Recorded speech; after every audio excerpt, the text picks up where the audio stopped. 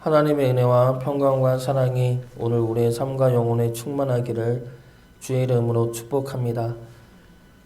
오늘 말씀은 하나님께서 구원의 역사를 펼치시기 위해 아브라함을 부르신 사건입니다. 사건이 가지는 의미도 중요하지만 오늘 본문 통해 보고자 하는 것은 아브라함을 부르신 하나님은 어떠한 분이신가 라는 겁니다. 하나님이 어떠한 분인지 오늘 말씀 통해 세 가지로 알아보고 그분에 의해 구원받은 우리의 삶이 기쁨의 삶이라고 고백할 수 있는 시간 되시기를 주의 이름으로 축복합니다. 먼저 첫 번째로 우리 하나님은 우리를 아시고 우리를 찾아오시는 하나님이십니다. 1절 말씀 보겠습니다. 여호와께서 아브라함에게 이르시되 이 말씀은 곧 하나님이 아브라함을 찾아오셔서 말씀하시는 내용입니다. 이 말씀 안에는 세 가지의 단순한 진리이지만 우리에게는 큰 은혜의 사실들이 있습니다. 첫 번째 은혜는 아브라함이 하나님을 찾은 것이 아니라 하나님이 아브라함을 찾으셨다라는 사실이죠. 우리가 하나님을 찾은 것이 아닙니다. 우리는 하나님을 찾을 수도 없죠. 하나님이 우리를 찾기 전에는 우리는 하나님을 찾을 이유도 모르던 자들이었습니다. 그런 우리들을 하나님께서 찾아오신 것이죠. 이것이 첫 번째 은혜입니다. 그리고 두 번째 은혜는 우리를 찾으신 이유가 우리에게 있는 것이 아니라 하나님에게 있다는 겁니다. 아브라함을 믿음의 조상이라고 하지만 믿음이 처음부터 있었던 것은 아니죠. 아브라함의 삶을 보면 믿음의 굴곡이 상당합니다. 믿음이 좋았던 적도 있지만 넘어질 때도 많았습니다. 그럼에도 불구하고 아브라함이 믿음의 조상이 된 것은 아브라함의 믿음이 아니라 하나님의 오래 참으심과 용납하심과 사랑하심 때문입니다. 우리 또한 마찬가지이죠. 하나님이 우리를 찾을 만한 이유가 우리에게는 없습니다.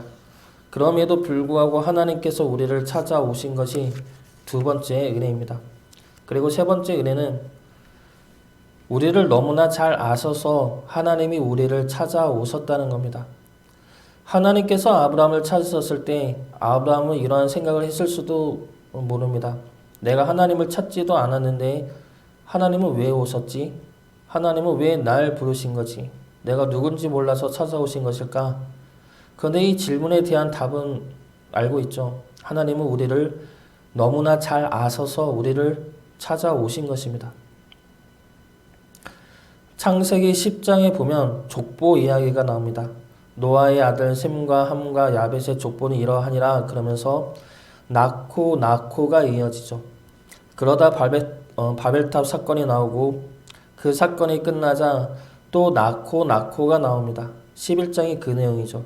나코 하다가 아브라함의 아버지 데라의 족보까지 나옵니다. 그리고 12장에 아브라함이 나오죠. 그런데 아브라함은 어떠한 사람입니까? 자식을 낳을 수 없는 자입니다. 그래서 나코가 끝납니다.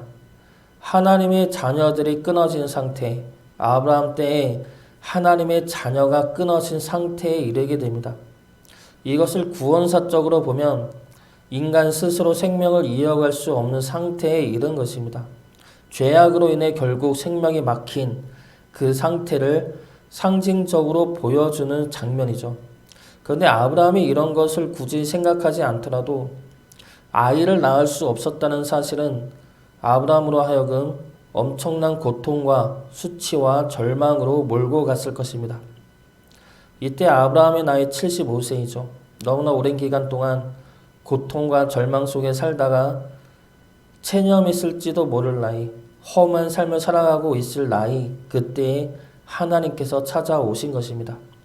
그리고 뭐라고 말씀하십니까? 2절 말씀 보면 내가 너로 큰 민족을 이루고 말씀하시죠. 내가 너로 큰 민족을 이루고 자식 하나 없는 자신에게 하나님은 말씀하시는 것입니다. 내가 너로 큰 민족을 이루게 하겠다. 이 말씀을 아브라함이 처음 들었을 때는 당황했을 것입니다. 자식 하나도 없는데 나를 큰 민족? 하나님이 잘못 찾아오셨나? 나를 놀리나? 라는 말로 들렸을지 모르겠지만 아브라함에게 있어서 이 말씀만큼 또 듣고 싶은 말씀이 어디 있겠습니까? 세상 모든 것을 주어도 아들 하나 보고 싶은 것이 이 당시 아브라함의 마음 아니겠습니까? 그런데 하나님께서는 뭐라고 말씀하십니까? 아들을 주겠다가 아닙니다. 많은 자손도 아니라 큰 민족을 이루게 하겠다. 아브라함 입장에서는 정말 바라지만 생각할 수도 없는 꿈을 꾸면 꿀수록 비참해지는 그 꿈에 대해 하나님께서 말씀하시는 겁니다. 그 꿈을 내가 이뤄주겠다고. 하나님께서 우리를 찾아오신 것은 우리를 몰라서 잘못 찾아오신 것이 아니죠. 하나님께서 우리를 찾아오신 것은 우리를 너무나 잘 알아서 찾아오신 것입니다. 우리가 우리 스스로도 몰랐던 절망을 하나님은 알고 계시기 때문에 우리 스스로 이겨낼 수 없는 그 아픔들을, 그 고통을 하나님은 너무나도 잘 아시기 때문에 우리를 찾아오신 것입니다. 이것이 우리를 찾아오신 하나님의 은혜입니다. 아브라함을 부르신 하나님의 두 번째 모습은 복을 주시는 하나님이십니다. 3절 말씀 보겠습니다. 너를 축복하는 자에게는 내가 복을 내리고 너를 저주하는 자에게는 내가 저주하리니 땅의 모든 족속이 너로 말미암아 복을 얻을 것이라 하신지라. 하나님께서는 아브라함에게 복을 주시겠다고 말씀하십니다. 그런데 이 복이 무슨 복입니까? 하늘나라 백성으로 삼아 주시는 복을 의미합니다. 하나님께서 아브라함에게 말씀하신 것이 너를 축복하는 자에게는 내가 복을 내리고 너를 저주하는 자에게는 내가 저주하겠다 말씀하십니다. 이것을 어떻게 보면 매우 편협하고 공정치 못한 편파적인 말씀처럼 들릴 수가 있습니다. 하나님이 모든 사람을 공정하게 사랑해야지 왜 아브라함 편만 들으실까라는 생각이 들 수가 있죠. 그런데 이것은 그것이 아니라 하나님께서는 아브라함을 부르시면서 하나의 나라를 만들어 가고 계시다는 겁니다. 어떠한 나라입니까? 하나님의 나라이죠.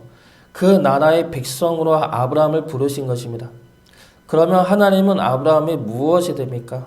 왕이 되겠죠. 한 나라의 왕. 그러면 한 나라의 왕의 역할이 무엇입니까? 백성을 보호하고 지키는 것입니다. 그것이 가장 첫째 되는 왕의 역할이죠. 그 역할을 하나님은 아브라함에게 말씀하고 계시는 겁니다. 너를 축복하는 자에게는 내가 축복하고 너를 저주하는 자에게는 내가 저주하겠다. 이 말씀은 내가 너의 왕으로서 너를 지키고 보호해 줄 것이다. 이 약속의 말씀을 하시는 겁니다. 그러면서 하나님은 이 땅의 모든 족속을 자신의 자녀로, 자신의 백성으로 삼을 것이라고 말씀하십니다. 이것이 하나님의 약속이면서 하나님의 원대한 꿈이죠. 아브라함으로 인해 모든 족속에게 하늘나라 백성이 되는 복이 주어졌습니다. 우리 또한 마찬가지이죠. 우리는 이 땅에서 살아가지만 존귀한 하늘나라 백성들입니다. 이것이 우리에게 주어진 복이며 은혜이고 우리의 정체성입니다. 그러면 하나님께서 우리를 지키신다는 것입니다. 하나님은 우리 왕으로서 우리를 지키시기에 책임을 다 하시는 분이십니다. 우리의 지난날을 돌아보면 하나님의 보호하심과 인도하심 아래 여기까지 왔음을 고백할 것입니다. 모두가 다 그런 경험과 체험들이 있을 것입니다. 그런데 그런 경험과 체험이 있는데도 불구하고 지금 우리에게 환난이나 어려움이 닥치면 우리는 어떠합니까? 무너질 때가 많죠. 넘어지고 여전히 염려할 때가 있습니다. 하나님이 인도하셨는데 그 경험이 있음에도 불구하고 지금 나에게 무슨 어려움이나 환난이 닥치면 걱정이 되고 고민이 되고 불안해한다는 겁니다. 그 상황에서 우리가 붙잡아야 할 것은 무엇입니까? 나를 인도하시는 하나님이 지금도 나와 함께 계시다는 사실이죠. 나를 인도하셨던 하나님이 지금도 나와 함께 계시고 앞으로도 함께 계실 것이라는 믿음입니다. 하나님이 그렇게 말씀하셨으니까 그 말씀을 붙잡고 가는 것입니다. 그래야 우리가 환난을 이겨낼 수가 있고 하나님과 함께 하나님의 보호하심 안에 평안을 누릴 수가 있게 될 것입니다. 마지막 세 번째로 아브라함에게 나타난 하나님은 말씀하시는 하나님입니다. 하나님께서는 아브라함을 찾아오셔서 복을 주시면서 이 말씀을 하시죠. 내가 내게 보여줄 땅으로 가라. 1절 말씀 다시 보겠습니다. 여호와께서 아브라함에게 이르시되 너는 너의 고향과 친척과 아버지의 집을 떠나 내가 내게 보여줄 땅으로 가라. 하나님께서 말씀을 주십니다. 아브라함에게 나타나신 하나님은 축복의 약속을 하시면서 하신 말씀이 가라 이것이죠. 내가 내게 보여줄 땅으로 가라. 이것이 하나님의 말씀입니다. 그리고 나서 축복의 말씀을 하시죠. 너를 큰 민족을 이루게 할 것이고 너를 보호할 것이다.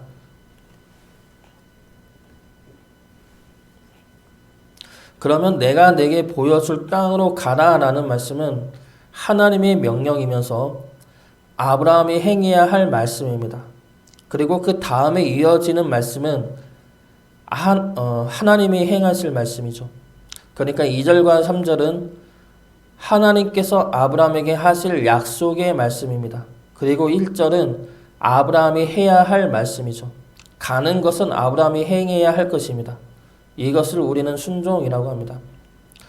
우리는 순종을 통해 하나님의 축복의 약속이 기다리고 있다는 것은 배워서 알고 있습니다. 머리로는 알고 있죠.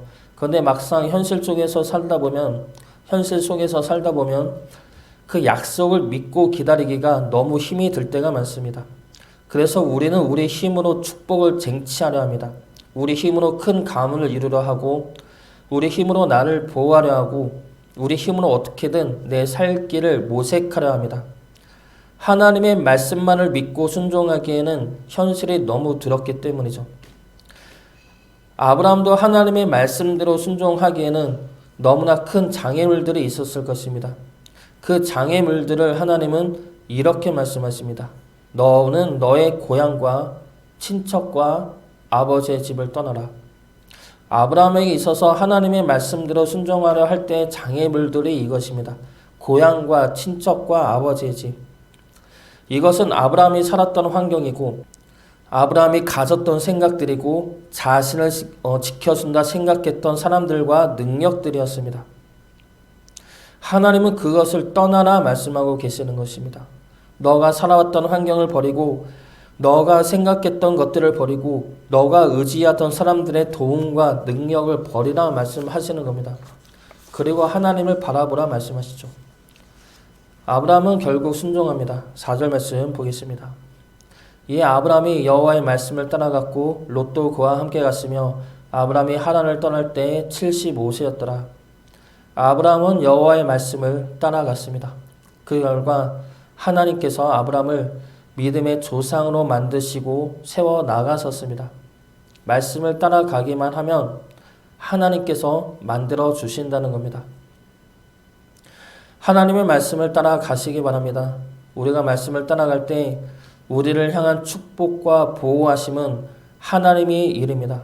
하나님께서 약속하셨고 하나님께서 하실 것이며 반드시 이루어내실 것입니다.